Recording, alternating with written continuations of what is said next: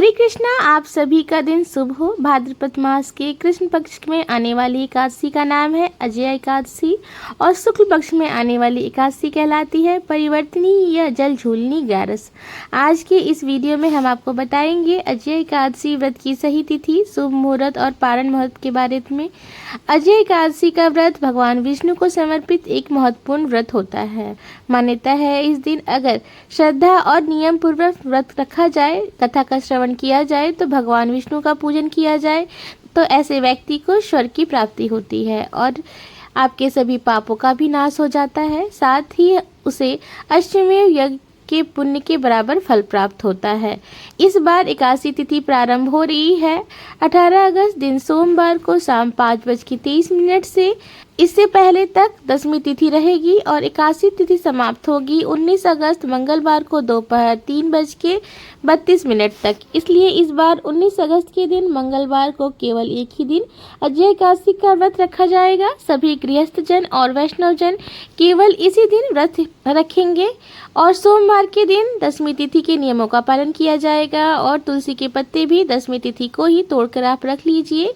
इस बार एकादशी के दिन रात को 8:31 से सिद्धि योग भी प्रारंभ हो रहा है, जो कि सभी मनोकामनाओं को पूर्ण करने वाला योग माना जाता है।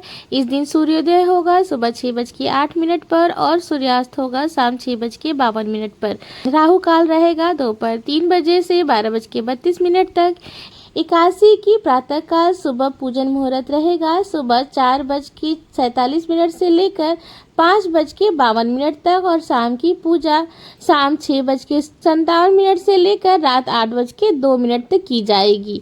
द्वादशी तिथि प्रारंभ होगी 19 अगस्त मंगलवार को दोपहर 3:33 से, जबकि इसकी समाप्ति होगी अगले दिन 20 अगस्त बुधवार को दोपहर 1:57 पर। इसके बाद से त्रयोदशी तिथि प्रारंभ हो जाएगी।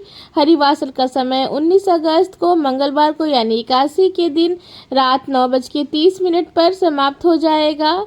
हरिवासर के समय एकादशी का व्रत नहीं खोलना चाहिए। यदि इस समय भजन कीर्तन मंत्र जाप किया जाए तो वह अवश्य फलित होता है। और एकादशी व्रत खोलने का शुभ मुहूर्त रहेगा 20 अगस्त बुधवार को सुबह 5:53 से लेकर 8:29 के बीच में। व्रत का पारण सुबह जल्दी करना ही सही माना जाता है। एकादशी व्रत रहने वाले भक्तों को इस दिन चावल या चावल से बनी हुई वस्तुओं का किसी भी प्रकार के अन्य दाल का सेवन नहीं करना चाहिए।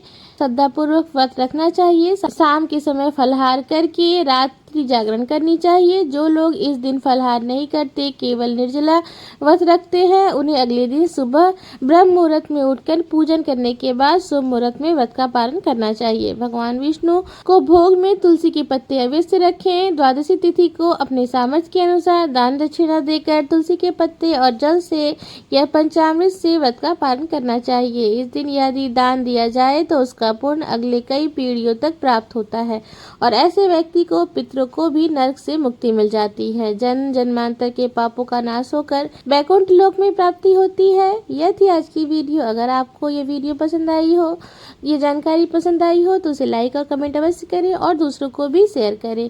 हरे राधे कृष्ण।